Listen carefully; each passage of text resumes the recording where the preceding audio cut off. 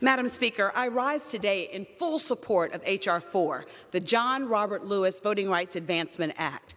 Nothing is more fundamental to our democracy than the right to vote. Nothing is more precious to my district, Alabama's 7th Congressional District, the home of Birmingham, Montgomery, and my hometown of Selma, Alabama, than the right to protect the vote for all Americans. It was in my district that ordinary Americans peacefully protested for the equal right to vote for all Americans. Nothing is more personal to me, nothing more represents America's civil rights district than to be able to stand here, as so many of us have, with John Lewis at the foot of the Edmund Pettus Bridge as I announced with glee that we have reintroduced HR4, the John Robert Lewis Voting Rights Advancement Act. It was on that same bridge in Selma, Alabama, that a 26-year-old John Lewis was bludgeoned by state troopers with billy clubs in the name of justice. Their efforts led to the passage of the Voting Rights Act of 1965, the seminal piece of legislation in Congress to protect the right of all Americans to vote. These protections were gutted in 2013 by the Supreme Court's decision in Shelby versus Holder, and Section 2 was also affected by the most recent decision in Bonovich.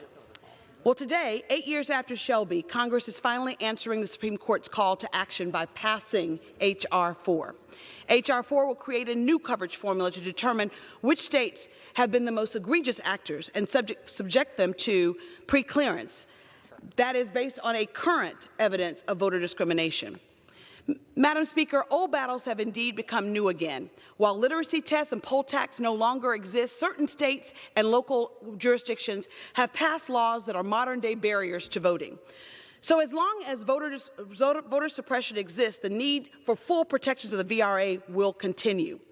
We must fully restore the VRA. Why? Because as John Lewis would say, when you hear something or see something that is not right, that is not just, that is not fair, we have a moral obligation to do something about it. We, members of the House of Representatives, can today do something about it. Let's pass HR4. Let's do so not just in the name of John Lewis. Let's do so for the people, the American people. We must secure the right to vote. Madam Speaker, I'd like to also have unanimous consent for the record to show the 30 letters of support and statements of support all across this nation, from civil rights groups, from labor groups, from amazing folks who are fighting every day on the front lines for the right to vote. Without objection. In conclusion, I want to thank the chairman of this committee, Chairman Nadler. I'd like to thank the chairman of the subcommittee, Steve Cohen. I'd like to thank the House admin, Representative Zoe Lofgren, as well as G.K. Butterfield, for the countless hours of testimony and the reams of documents that show that voter suppression is still alive and well. The gentlelady's time has expired. The price of freedom is not free. Let's pay for it by passing the John Robert Lewis Voting Rights Advancement Act. Thank you.